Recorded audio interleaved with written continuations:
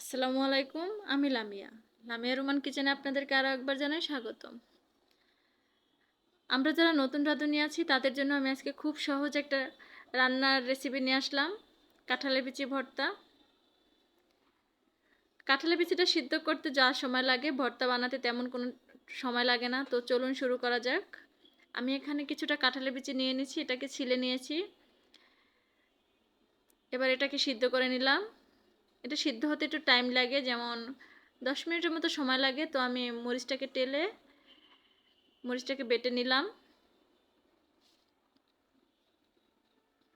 এটাকে ভালোভাবে বেটে নিতে হবে, যাতে মরিচের বিচিটা মুখে একদমই না লাগে। এটা মুখে লাগলে খেতে একদম ভালো লাগে না। তো সবসময় চেষ্টা করবেন মরিচের বিচিটা যেন মিহি হয়ে যায়, যে কোনো ভর্তার ক্ষেত্রে। পেঁয়াজ কিন্তু আমরা এখন দিব না, পেঁয়াজ একদম ভর্তা বানানোর লাস্টে দিতে হবে। তো শুধু আগে মরিচটাই বেটে নেব। তোমরা চাইলে এটাকে হাতে মেখেও ভর্তাটা বানাতে পারো। তো আমার কাছে ওটার থেকে পাটায় বেটে নেওয়াটা খুব ভালো লাগে খেতে। তো যাদের হাতে জ্বালা পোড়া করার সমস্যা থাকে তারা গ্লাভস পরে নিতে পারো। আমার হাতে কোনো প্রবলেম হয় না, তাই আমি এভাবে বেটে নিতে পারি। এটা খুব ভালোভাবেই সিদ্ধ করেছি, যাতে হাতেও তুমি ডলে নিতে পারবা। তো আমি পাটায় দেখো, শিল পাটার নিচে দিলেই একদম মিহি হয়ে যাচ্ছে।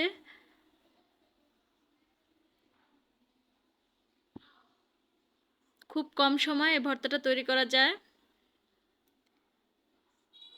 এবার শুধু মরিচটার সাথে মিহি করে নেব কাঁঠালের বিচিটা। মরিচ এবং কাঁঠালের বিচিটাকে খুব ভালোভাবে মিক্সড করতে হবে। মিক্সড করে তারপরে লবণ দিয়ে বেটে নিব।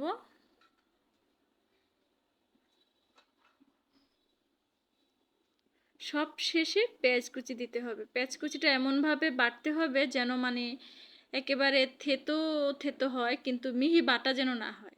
পেঁয়াজটা যেন মুখে লাগে, তাহলেই তোমরা যে কোনো ভর্তার আসল স্বাদটা পাবে। ভর্তাটা আমার বাটা শেষ হয়ে গেল। ভিডিওটি ভালো লাগলে লাইক করে দিবা, আর আমার চ্যানেল নতুন হলে সাবস্ক্রাইব করে দিবা। আল্লাহ হাফেজ, বাই বাই।